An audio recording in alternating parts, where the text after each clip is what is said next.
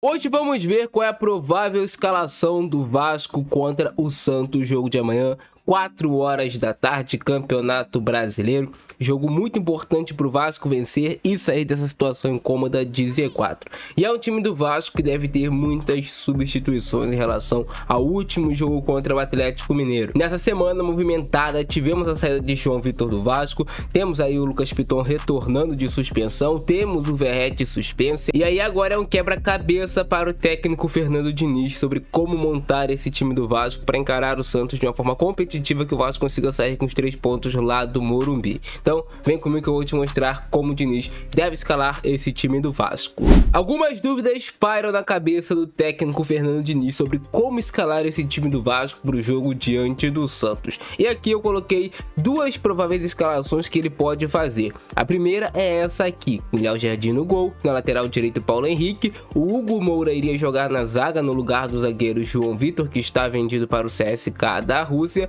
Na zaga, pelo lado esquerdo, é o Lucas Freitas. Na lateral esquerda é o Lucas Piton. E aí o Vasco tem 2 opções para o meio de campo. O Vasco pode, colocando o Hugo Moura na zaga, colocar o Jair no meio de campo ou o Thiago Mendes para jogar ao lado do Tietê.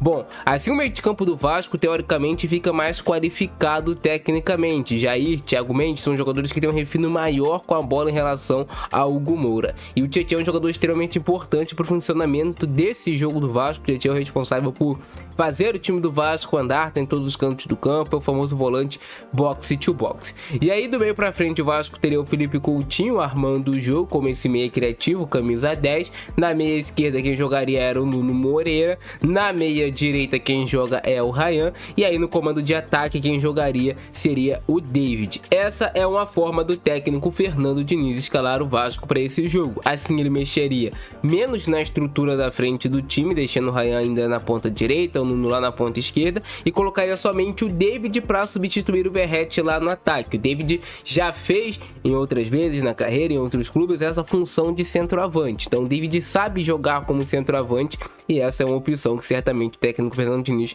andou treinando durante a semana, com o David jogando de centroavante. O Hugo Moura já jogou na zaga em outras vezes, aí o Jair ou o Thiago Mendes podem assumir essa vaga dele no meio de campo, e a volta do Lucas Piton à lateral esquerda, que hoje é o único lateral esquerdo que tem o Vasco. A outra forma do Diniz montar o time do Vasco seria colocando o Garré no time titular, na meia direita, e aí ele tornaria o time do Vasco um pouco menos de força, um pouco menos de velocidade nesse setor aqui do campo, porque o Garré é um jogador que arma mais as jogadas, é um jogador que conduz melhor a bola do que o Ryan, talvez tenha um passe mais refinado e tudo mais, mas ele perde força e potência pelo lado direito que teria com o Ryan. E aí o Ryan passaria a jogar como centroavante e não o David. O David iria para o banco de reservas, ele colocaria o Garré na ponta direita e colocaria o Ryan para jogar como centroavante e não o David. E ele também poderia, agora falando sobre a parte lá de trás, colocar o Maurício Lemos na zaga, que é zagueiro de origem, jogando ao lado do Lucas Freitas. O Maurício Lemos perdeu bastante prestígio desde o jogo contra o Mirassol, no qual ele teve assim uma falha bizarra de erro de passe na saída de bola, mas pode ser que ele volte a confiar no Maurício Lemos, que é um zagueiro de origem, para formar a dupla de zaga ao lado do Lucas Freitas, e aí ele mexe menos na estrutura do meio de campo, deixando o Hugo Moura como titular ao lado do Tietê. Essa também é uma opção que ele pode fazer lá atrás sem o João Vitor. As coisas demoram muito a acontecer no Vasco, então o Vasco está negociando com o Carlos Cuesta, daqui a pouco vai fazer 2 semanas, então tudo demora a acontecer no Vasco, para os jogadores chegarem, para ocuparem a posição de outros jogadores que estão de saída do clube. E por fim, a última possibilidade seria com GB no time titular, GB que está treinando normalmente, voltou de lesão, e aí você só colocaria mais um centroavante no seu time.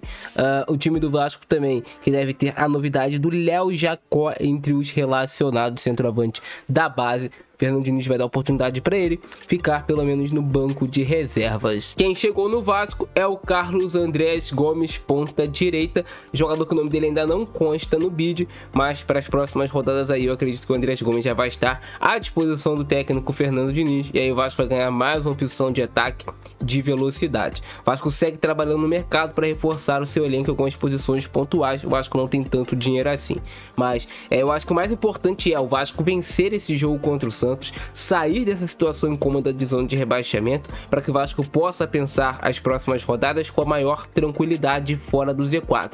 O Z4 incomoda muito, mas o Vasco tem a oportunidade de mudar isso amanhã. Esses jogadores do Vasco têm essa oportunidade. O Santos não é um adversário imbatível, longe disso. O Vasco já venceu o Santos no primeiro turno e tem totais condições de sair com os 3 pontos lá do Morumbi.